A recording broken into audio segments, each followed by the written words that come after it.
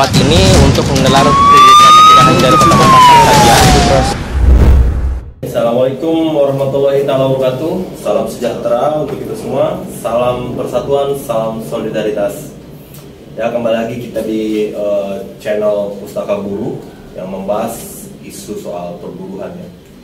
Ya, sebetulnya hostnya itu harusnya Bung Akbar Wako, kebetulan beliau sedang berhalangan, ada tugas di luar kota, mungkin beberapa pekan, jadi dia tidak bisa terlibat gitu untuk di forum kita ini, channel ini ya. Saya perkenalkan diri, nama saya Ade Mulyana. Saya tidak sendiri di sini, ditemani oleh salah satu calon legislatif dari Partai Buruh ya. Betul. Ini saya ditemani oleh Bung Ujang. Mungkin perkenalkan sendiri lah. Ya. Dengan siapa ini saya berbincang hari ini?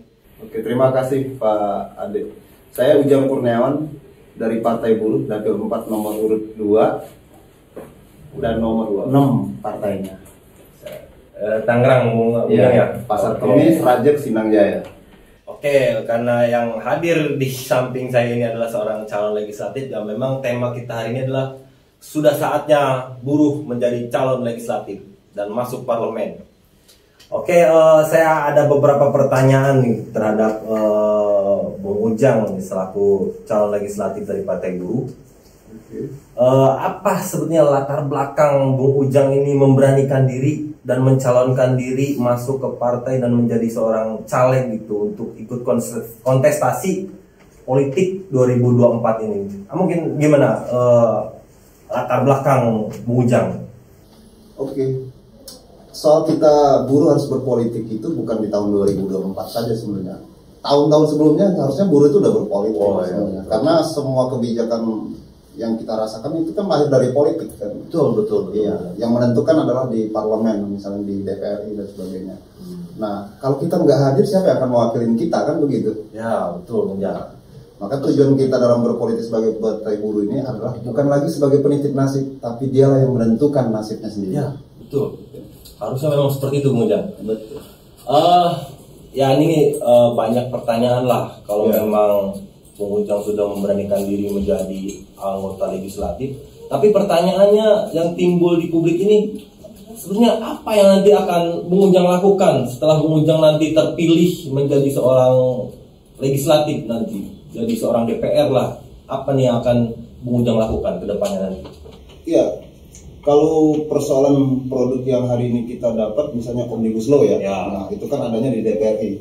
Sedangkan saya kan adanya di DPRD tingkat 2. Nah mungkin dong ke sana, karena kan begitu kan. Betul. Nah pasti di daerah kayak gitu. Di daerah. Yaitu kita pasti akan melalui perda misalnya. Kan banyak persoalan ibaratnya kebutuhan rakyat misalnya. Contoh hal kecil begini saja misalnya. Kita melihat tentang buruh, ibaratnya dia bekerja suami istri di dalam pabrik, anaknya di rumah atau dititipkan. Kenapa kita buat sebuah perda tempat penitipan anak?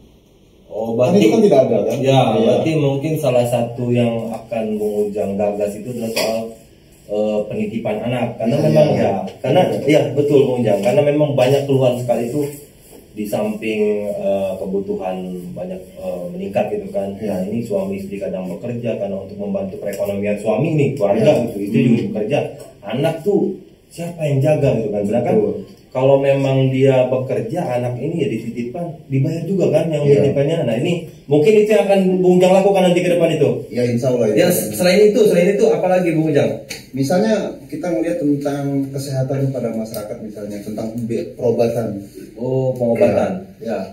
Di rumah sakit kan kebanyakan di kota. Ya. Dan juga di kabupaten ya emang ada, misalnya daerah Balaraja ataupun daerah Pakualaman. Tapi kita ibaratnya gimana caranya untuk memperluas itu, dan sistem mekanisme dipermudah kayak gitu. Cukup dengan modal KTP kan begitu. Nggak perlu lagi ibaratnya pakai SKTM dan bla bla dan sebagainya. Orang sakit tapi direpotin dengan administratif. Betul. Nah kita gimana caranya mengubah perda itu untuk mereka agar diringankan ataupun dipermudah aksesnya kepada rakyat yang artinya yang poin kedua yang Bung Ujang sampaikan ini, yang akan Bung Ujang lakukan adalah mempermudah ketika ada masyarakat khususnya buruh yang sakit gitu, dipermudah gitu aksesnya gitu kan, registrasinya misalnya kan yang terjadi itu. Betul. Oke, untuk selanjutnya nih pertanyaan ini, harapan dari Bung Ujang sendiri terkait dengan pemilu nanti di 2024, harapan Bung Ujang sendiri seperti apa nih? Terutama disampaikan nih kepada halayak umum nih, kepada terutama pada buruh-buruh di Indonesia. Ya, harapan kita dari Partai Buruh itu, terutama saya sebagai caleg DPRD Kabupaten Tangerang, harapannya buruh bersatu dan membangun kekuatan sendiri, dan mereka sudah punya rumahnya sendiri, yaitu melalui Partai Buruh, dan juga bisa menyampaikan sesuatu yang mereka harapkan melalui Partai Buruh ini untuk memenangkan kesejahteraan itu sendiri, yaitu DPRI bisa mencabut undang-undang cipta kerjanya melalui kader-kader dari Partai Buruh yang mereka hantarkan sampai ke sana, kayak gitu. Dan di daerahnya bisa memperkuat terhadap sosialisasi tentang kebijakan dan pemenang Partai Buruh gitu dalam melalui parlemennya. Dan harapannya sih pemerintah juga ibaratnya tidak lagi punya batasan terhadap partai-partai, yaitu 4% threshold dan sebagainya, agar semuanya bisa memiliki pemimpin dari partai-partai mereka sendiri, kan kayak gitu. Oke, ini kan jadi hambatan semua partai kayak gitu. Betul ya. Ya harapannya nanti di 2024 Partai Buruh masuk parlemen ya. Parlemen threshold. Masuk parlemen threshold agar bisa bisa mengusung calon presidennya sendiri, Bu. Ya, di tahun 2029 nanti. Ya, oke. Terima kasih Bung Ujang. Mungkin ini percakapan singkat kita lah ya. Mungkin akan ada kesempatan lain yang bisa kita diskusikan.